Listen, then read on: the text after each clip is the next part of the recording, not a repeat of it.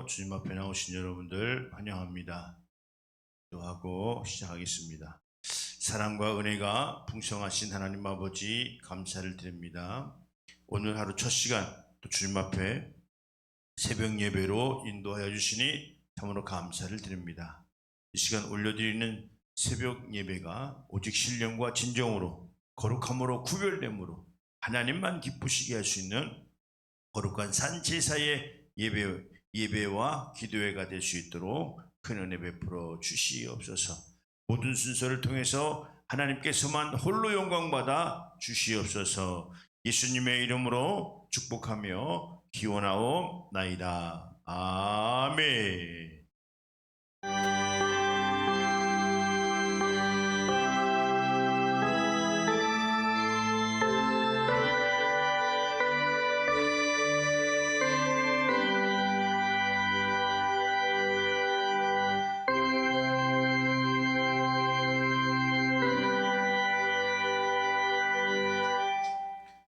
전능하사 천지를 만드신 하나님 아버지를 내가 믿사오며 그 외아들 우리 주 예수 그리스도를 믿사오니 이는 성령으로 잉태하사 동정녀 마리아에게 나시고 본디오 빌라도에게 고난을 받으사 십자가에 못 박혀 죽으시고 장사한 지 사흘 만에 죽은 자 가운데서 다시 살아나시며 하늘에 오르사 전능하신 하나님 우편에 앉아 계시다가 저리로서 산 자와 죽은 자를 심판하러 오시리라.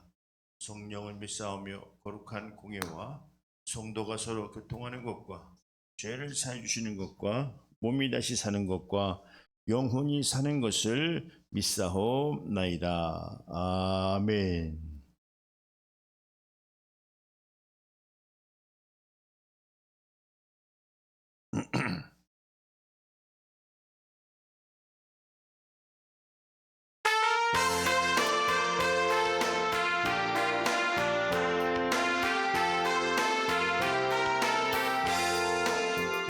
내 진정 사모하는 친구가 되시는 구주 예수님은 아름다워라.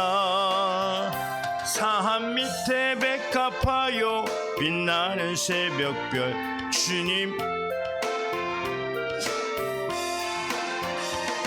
내 맘이 아플 적에 큰 위로 되시며 나 외로울 때 좋은 친구라. 주는 저 산 밑에 백합 빛나는 새벽별 이 땅 위에 비길 곳이 없도다. 내 맘의 모든 염려 이 세상 고락간 주님 항상 같이 하여 주시고 시험을 당할 때에 악마의 계교를 즉시 물리치사 날 지키시네. 온 세상 날 버려도 주 예수 안 버려 그까지 나를 돌아보시니 주는 저 산 밑에 백합 빛나는 새벽별 이 땅 위에 비길 것이 없도다. 내 마음을 다하여서 주님을 따르면 길이 나를 사랑하리니 물불이 두렵지 않고 장곰이 겁없네. 주는 높은 산성 내 방패시라. 내 영혼 먹이시는 기인에 누리고 나 친히 주를 뵙기 원하네. 주는 저 산 밑에 백합 빛나는 새벽별 이 땅 위에 비길 것이 없도다. 아멘.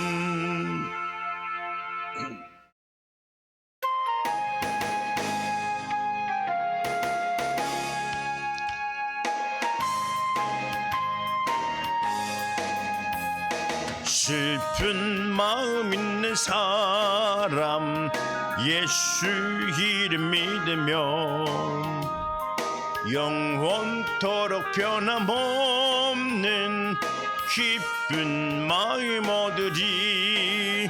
예수의 이름은 세상의 소망이요 예수의 이름은 천국의 기쁨일세. 거룩하신 주의 이름 너의 방패 삼아라. 환난 시험 당할 때에 주께 기도드려라. 예수의 이름은 세상의 소망이요. 예수의 이름은 천국의 기쁨일세. 존귀하신 주의 이름 우리 기쁨되도다. 주의 품에 안길 때에 기뻐 찬송 들으리. 예수의 이름은 세상의 소망이요. 예수의 이름은 천국의 기쁨일세.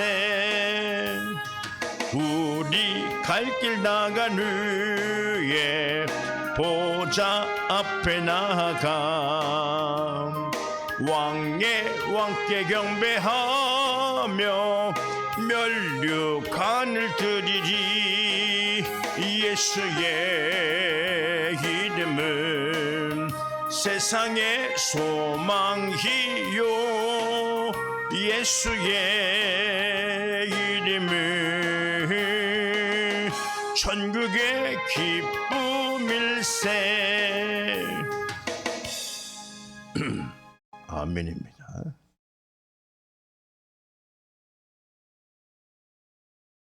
네, 오늘 본문 말씀이에요. 야고보서 2장 14절과 17절. 오늘 제목이 행함 없는 믿음은 그 자체가. 내 형제들아, 만일 사람이 믿음이 있노라 하고 행함이 없으면 무슨 유익이 있으리요? 그 믿음이 능히 자기를 구원하겠느냐? 이와 같이 행함이 없는 믿음은 그 자체가 죽은 것이라. 네, 그렇습니다. 오늘 우리가 교회를 다니는 분들을 믿는 자들이다, 이렇게 이제 말을 많이 하죠. 어떨 때는 믿음이 없어서 믿음이 있어서 이렇게 표현을 합니다. 성경에도 예수님께서도 믿음이 작은 자요라는 표현을 썼습니다. 믿음이 물론 없는 것도 있고 있는 것도 있지만 믿음이 작은 것도 있다. 믿음이 작다 라는 표현을 주님께서 쓰셨는데, 뭐 믿음이 없는 것은 말 그대로 믿음이 없는 것을 의미한다고 한다면, 또 믿음이 있다라고 할 때 주님께서는 믿음이 작은 자요 하면서 왜 의심하느냐 이런 표현을 썼습니다. 베드로가 이제 물 위를 걷다가 두려운 생각이 생김으로 바다에 빠치올 때에 그 주님께서 두려워하는 말을 할 때 주님이 믿음이 작은 자요 왜 의심을 하느냐 이렇게 이제 말씀을 하신 내용을 우리가 볼 수 있죠. 이렇게 믿음이 작다라고 하는 그 의미는 다른 말로 순종이, 다른 말로 행함이 없다, 이 말과도 같은 것이죠. 이 믿음의 가장 중심에는 믿음이 온전하게 되는 것은 행함이라고 그러죠. 네가 나를 믿고 따르느냐? 그러면 행해야 될 것이다. 우리가 우리가 믿음 생활하면서 행하는 게 뭐냐? 행함이 없다고 한다면 무엇이 유익하리요? 이렇게 말씀하셨는데, 근데 우리 14절에 2장 14절에 야고보서 오늘 본문 말씀에 보면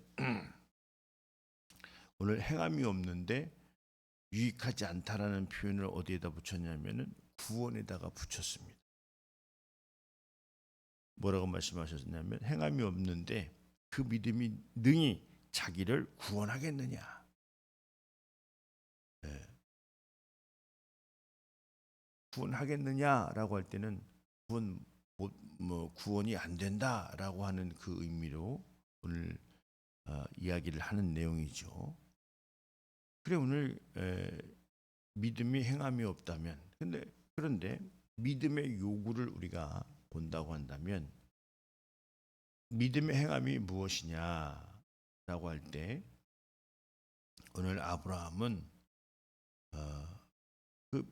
그 믿음의 아주 절정이죠. 믿음의 절정이에요. 하나님께서 보여준 땅이 아니고 보여줄 땅으로 떠나서 얻은 아들을 제단에 이제 바쳐야 되는 그런 상황을 우리 야고보서에 우리 본문 말씀에 주일날 우리가 본 줄 압니다. 야고보서 2장에. 그래 믿음의 요구가 뭐였냐? 제단에 이삭을 바치는 거였어요. 바치는 것이 행하는 것이죠. 예. 근데 왜 그냥 내게 있는 재물, 달란트 뭐 이런 것을 좀 바치라고 하면 뭐 얼마든지. 근데 뭐 그것도 쉽지는 않죠. 예. 그렇지만 아브라함은 뭐 그 정도는 드릴 수 있는 상황이었는지 어쨌는지 모르겠지만 그러니까 인간으로는 도무지 할 수 없는 그 행위를 믿음의 요구로 오늘 받으신 것 아니겠습니까? 그 아브라함 나름대로 참 고민을 했을 것 같아요. 고민을 했을 것 같죠. 그렇지만 그 고민을 사레와 부인과 의논했다고 하는 성경 구절은 없어요. 그래서 오늘 그 하인 둘을 데리고 이제 모리아 땅의 모리아산으로 주님이 명령한 그 산으로 아니 뭐 앞마당 뒷마당에 가서 해도 되는데 그 제단에 필요한 모든 물건을 가지고 모리아 땅까지 또 가라고 하신다 이 말이에요. 근데 가면서 또 생각이 바뀔 수도 있어. 그렇죠? 그런데 결국엔 가서 제단에 이삭을 바치죠. 근데 그 믿음의 요구의 행위가 뭐냐? 순종인데 그 순종을 왜 보시려고 했을까라고 했을 때 바로 네가 사랑하는 독자보다도 네가 전 재산을 물려줄 독자보다도 나를 더 사랑해야 된다, 생각해야 된다라고 하는 것을 오늘 의미하는 것이다. 오늘 믿음의 요구가 작다라고 하는 것은 믿음의 요구에 그런 거죠. 하나님은 뭐 아브라함이니까 이삭을 바치라고 했지 그 누구에게 뭐 아무나에게 바치라고 했겠어요. 거기에 맞는 믿음이 되니까. 그런데 어쨌든 그만만 하니까 오늘 그 요구를 하신 거예요. 자, 우리는요 이 내용을 다 알고 있습니다. 이삭을 제단에 바쳤지만 이삭을 하나님이 목숨을 취하지 않았어요. 대신 수풀에 걸려 있는 양을 제물로 삼았죠. 그것처럼 우리는 이 내용을 잘 깨닫고 그 요구를 받아들일 수 있어야 된다. 또 한 인물이 나오죠. 기생 라합이라고. 그 여리고성이 얼마나 타락하고 얼마나, 그런데 그 여리고성이 난공불락이었다 이 말이죠. 그 여리고성을 쟁탈하기 위해서 정탐꾼을 이제 이스라엘에서 보내게 되죠. 그런데 들켰어요. 도망가다가 기생 라합이라고 하는 그 사람을 만났는데 숨겨주기를 원했다 이 말이에요. 근데 기생 라합은 숨겨주다가 잡히면 죽을 수도 있는 거예요. 죽을 수 있죠. 그러나 또 그를 신고하면 또 아주 보상금을 받을 수도 있어요. 그런데 성경에서 말씀하기를 기생 라합은 그 정탐꾼들을 어떻게 받아들였냐면 사자들로 받아들였다. 하나님의 사자들로 받아들였다는 거죠. 그래서 그들을 숨겨주게 되는 거예요. 근데 그 이면에는 목숨을 담보하고 그들을 숨겨준 거죠. 근데 여리고성은 쳐들어가서 무너뜨린 것이 아니라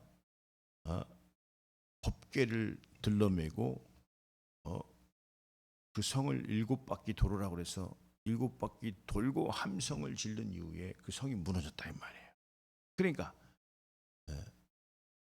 왜 정탐꾼을 거기에 가서 보냈을 때에 쳐들어갈 것도 아닌데 왜 정탐꾼을 보냈느냐라고 할 때 이 라합의 순종을, 그 믿음의 순종을 보시려고 오늘 사자를 보냈다는 거예요. 우리 보고 배우라는 거죠.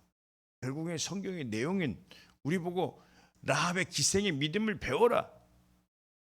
그 믿음을 따를 수 있어야 된다. 라고 하는 것이죠. 그래서 그 라합을 통해서 다윗이 기생 라합이 다윗의 조상이 되는 거예요. 그러므로 오늘 그렇습니다. 우리도 각각의 신앙에 따라서 믿음의 요구가 뭐 직분에 따라 있을 수도 있고 또 환경에 따라 있을 수가 있죠. 그런 것처럼 오늘 이와 같이 행함이 없는 그 자체가 죽은 것이다. 우리의 믿음의 요구는 현재 지금 나에게 하나님께서 요구하는 믿음이 무엇인가? 물론 복잡하게 생각할 것도 없어요.